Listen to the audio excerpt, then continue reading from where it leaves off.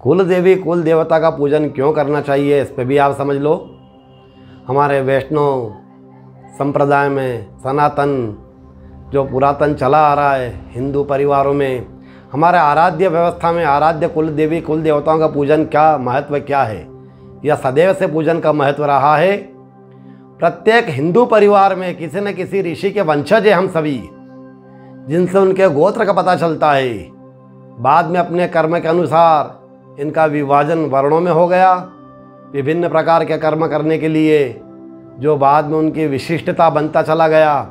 और पूर्व के हमारे कुल अर्थात पूर्वजों के हमारे वंशजों के वरिष्ठों ने अपने उपयुक्त कुल देवता अथवा कुल देवी का चुनाव करके उनका पूजन शुरू कर दिया, ताकि एक आध्यात्मिक और एक पारलौकिक शक्ति का कुलों की रक्षा करती रहे, जिससे उनकी नकारात्मक शक्तियाँ, ऊर्जाएँ और वायव्य मतलब ऊपरी बाधाएं से रक्षा होती रहे, तथा वे निर्विघ्न अपने कर्म पथ पर अग्रसर रह करके उन्नति करते रहे।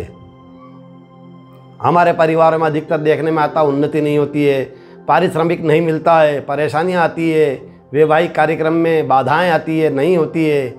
तो समय समय पे क्रम में परिवार में एक दूसरे स्थान पर स्थानांतरित होते रहते रहे। पहले धर्म परिवर्तन करने के कारण, आक्रांताओं के भय के कारण, जानकार व्यक्तियों के असमय मृत हो जाने के कारण, जानकारियों के अभाव के कारण, संस्कारों के क्षय होने के कारण, विजातीयपना मतलब दूसरी समाज के संस्कार अपनाना, इनके पीछे के कारण को न समझ पाने के कारण है ये। अपने कुल देवता कुल देवी को भूल जाओ या भूल गए हो, अथवा उन्हें मालूम ही नहीं है कि अपने कुल देवी कुल देवता कौन है, किस प्रकार उनका पूजन किया जाता है, कौन सी तिथि है, उनमें पीढ़ियों से शहरों में रहने वाले परिवार अधिकतर तो जानते ही नहीं हैं, और कुछ जानते हैं तो वो आधुनिकता में उतर गए हैं, आधुनिकता को मानते हैं, आधुनिकता को तवज्जो देते हैं। और हर बात में वैज्ञानिकता की खोजने वालों ने भी अपने ज्ञान के गर्व में और अपनी वर्तमान अच्छी स्थिति में उन्हें गर्व के कारण छोड़ दिया, और इस पे ध्यान ही नहीं देते हैं कि हमारे कुल देवी कुल देवता कौन है, हमारे पितरजी कौन है। न पितरों का पूजन होता है, न कुल देवी कुल देवता का पूजन होता है। कुल देवी कुल देवता का पूजन छोड़ने के बाद कुछ वर्षों तक तो कोई फर्क नहीं पड़ता है, कोई परेशानी नहीं आती है, अंतर ही समझ में नहीं आता क्या परेशानी। किंतु उसके बाद जब सुरक्षा का चक्र हटता है, कुल देवी कुल देवता का पितरों का सुरक्षा का चक्र जब हटता है, तो परिवार में दुर्घटनाओं का दौर शुरू होता है, नकारात्मक ऊर्जाएं आती है, वायव्य बाधाएं मतलब ऊपरी बाधा, टोना टोटका, ये बाधाएं बेरोक टोक प्रवेश शुरू कर देती है, उन्नति रुकने लगती है, पीढ़ियों दर पीढ़ी अपेक्षित उन्नति नहीं कर पाती है, संस्कारों का क्षय हो जाना होता है, संस्कार पतन हो जाते हैं, नैतिक पतन होता है, कलह होता है, उपद्रव होता है, अशांति शुरू हो जाती है, और व्यक्ति कारण खोजने का प्रयास करता रहता है, इधर उधर भटकता रहता है, जानकारियां प्राप्त करता है, कारण ही पता नहीं चलता है। फिर वह व्यक्ति अपनी जन्म पत्रिका जन्म कुंडली लेकर के ज्योतिषियों के पास जाता है, ज्योतिषी भी इसको पकड़ नहीं पाते हैं। ज्योतिषी 9 ग्रहों का बताएंगे, 9 ग्रहों में जो सूर्य मंगल चंद्र बुध बृहस्पति राहु केतु जो रहते हैं, शनि शुक्र, ये इनकी स्थितियाँ बताएंगे। तुम्हारे कुल देवी कुल देवता का कोई भी ज्योतिष नहीं बता सकता है। तो ग्रह की स्थितियों की जानकारी मिल जाएगी, लेकिन ज्योतिष आदि से इन्हें पकड़ना मुश्किल होता है। भाग्य कुछ कहता है, व्यक्ति के साथ कुछ और घटता है, आपकी पत्रिका कुछ और बताएगी, आपके साथ घटित कुछ हो रहा है, फिर भी आपका विश्वास इससे उड़ता जाता है। इसलिए मैं आपसे निवेदन करूंगा कि अपने कुल देवी कुल देवता अपने पितरों का पूजन अवश्य करें। कुल देवी कुल देवता पितरों का पूजन करने के कारण सुरक्षा का एक आवरण होता है जो आपको दिखाई नहीं देता है।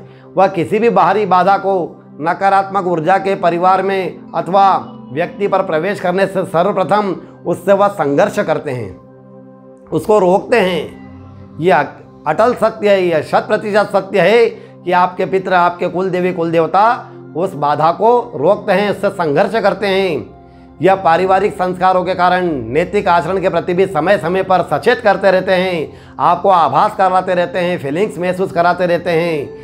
यही किसी भी इष्ट को दी जाने वाली पूजा को इष्ट तक पहुंचती है, इष्ट तक पहुंचा देते हैं आप लोग, उनको प्राप्त होती है।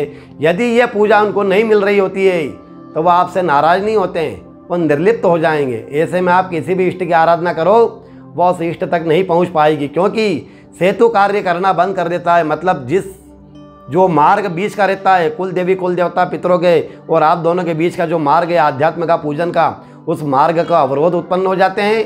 वह पूजा इष्ट तक पितर तक नहीं पहुंच पाती है, क्योंकि वह सेतु का कार्य करता है और सेतु बंद हो जाता है। बाहरी बाधाएं, अभिचार आदि नकारात्मक ऊर्जा बिना बाधा के व्यक्ति तक पहुंचने लगती है। वह मार्ग रुकने से दूसरी जिनको पूजा नहीं पहुंचनी चाहिए उनको पहुंचने लग जाती है।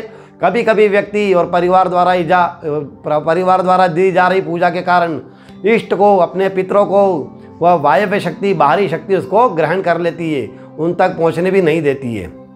कुल देवता या देवी संबंधित व्यक्ति के पारिवारिक संस्कारों के प्रति संवेदनशील होते हैं और पूजा पद्धति से विधर्मी क्रियाओं अथवा पूजाओं से रुष्ट हो जाते हैं। और सामान्यतः इनकी पूजा में वर्ष में 1 या 2 बार ही होती है, हमेशा नहीं होती है।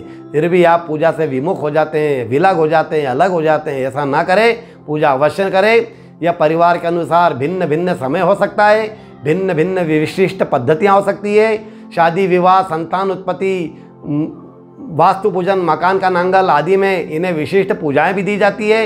यदि यह सब बंद हो जाएगा तो यह नाराज हो जाएंगे या कोई मतलब न रख करके केवल मूक दर्शक बनकर बैठे रहेंगे और परिवार बिना किसी सुरक्षा के, बिना किसी आवरण के पारलौकिक शक्तियों के लिए खुल जाएगा और परिवार में विभिन्न तरह की परेशानियां शुरू हो जाती है।